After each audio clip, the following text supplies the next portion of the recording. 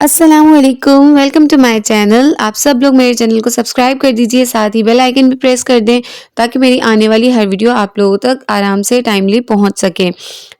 अब मेरे घर का सारा काम फाइनल हो चुका था और फिर यहाँ पर लाइट भी जा चुकी थी।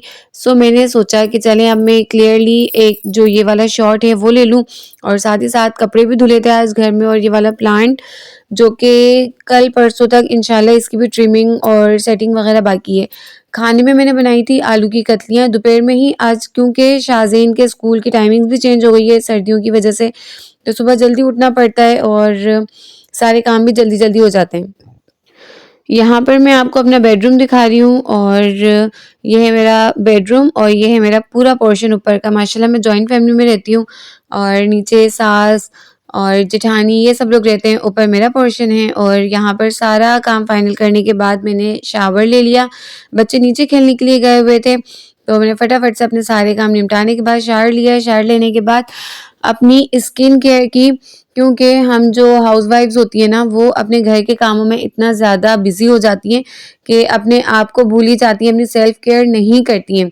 लेकिन ये बहुत ज़रूरी काम है। जिस तरह से आप हर काम को टाइम देती हैं, इसी तरीके से अपने आप को टाइम देना भी बहुत ही ज़्यादा ज़रूरी है।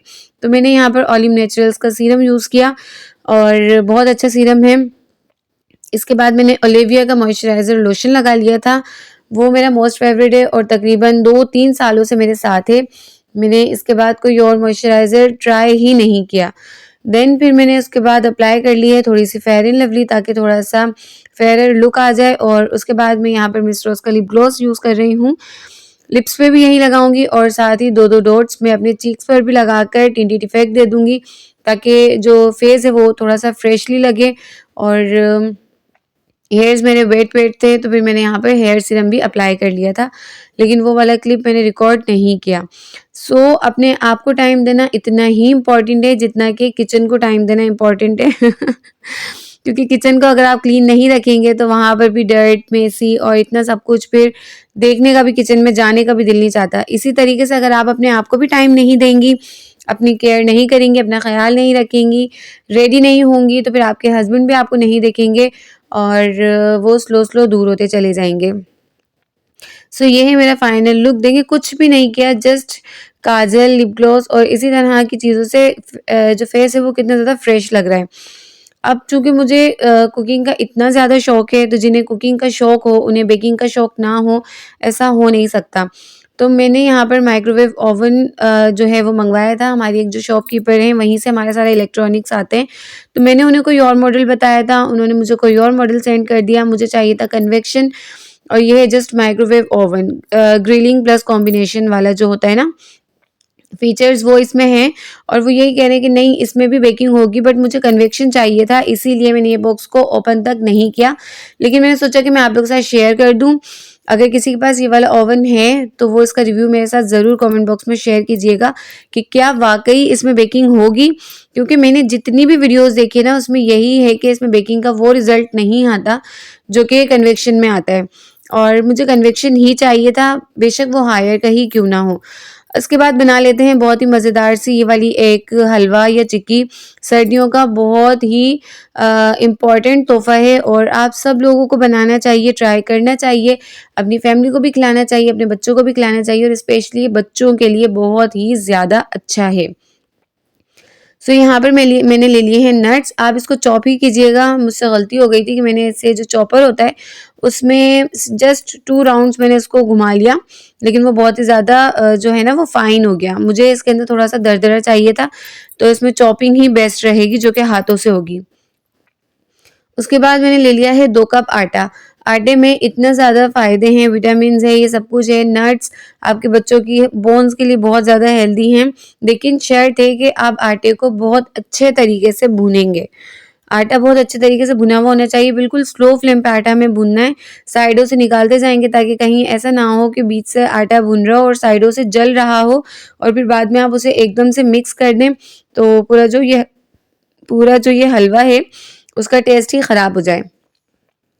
अब जब आटा अच्छी तरीके से भुन जाएगा तो उसके अंदर हम घी डालते जाएँगे। आप यहाँ पर देसी घी भी डाल सकते हैं।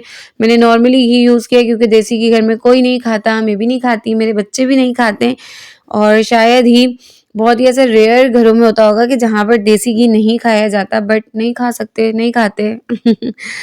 तो मैंने यहाँ पर घी को अपने हिसाब से डालती रही हूँ। 2 कप आटा है, उसमें तकरीबन 1 से डेढ़ कप घी गया है। उसके बाद अच्छी तरीके से भुनाई करेंगे, आटे की बहुत प्यारी खुशबू आने लग जाएगी और आटा जो है वो इस तरह से भून कर कलर ले लेगा।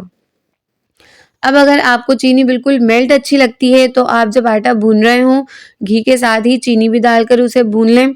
और मुझे जो है ना वो चीनी के थोड़े से चंक्स आते हुए अच्छे लगते हैं, तो मैंने चीनी उस वक़्त नहीं ऐड की थी।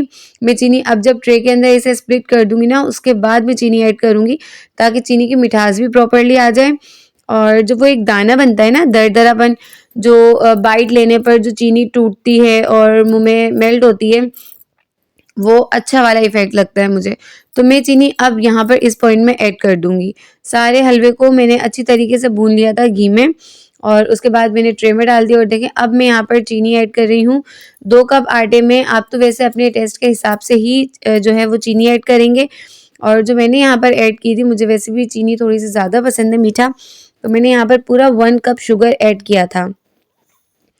अब ऐड करने के बाद साथ ही मैं इसके अंदर किशमिश डाल दूँगी।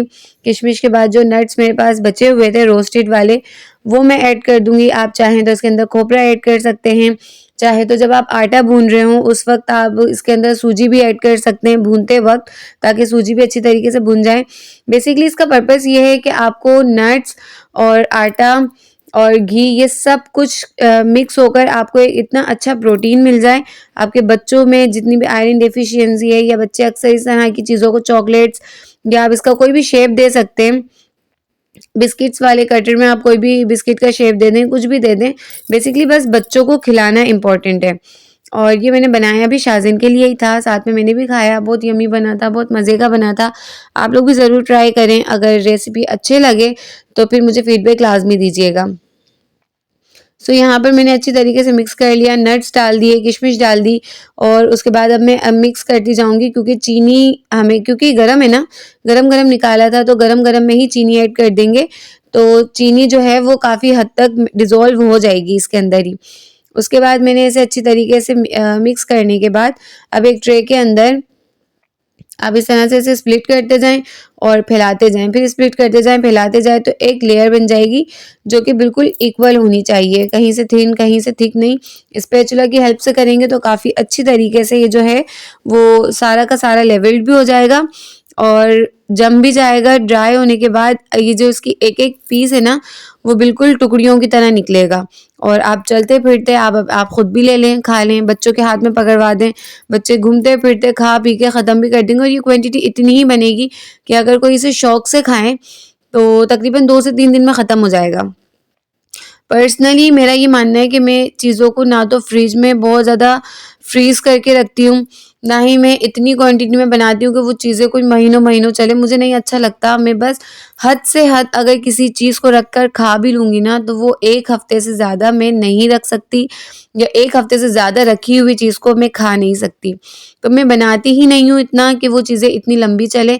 इतनी ही क्वांटिटी रेडी करती हूँ जो हम बस 2-3 दिन में खा पी के ख़त्म कर दें और फिर मैं इसे फ्रेशली वापस से बना लूँ। सो गरम-गरम में ही आप इस तरह से ये वाले स्टेप को क्लियर कर लेंगे और फिर आप इसे ड्राई होने के लिए कहीं पर भी रख दें, फ्रिज में ना रखें।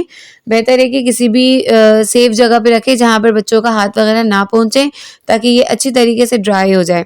ड्राई होने के बाद आप यही वाले कट्स जो हमने मार्क्स बनाए ना, इसी पर ही आप छुरी से कट लगाएँगे और एक-एक पीस आपके हाथ में ऐसे ही आ जाए। सो ये थी मेरी आज की video. Thank you so much for watching. Please subscribe कर दीजिए।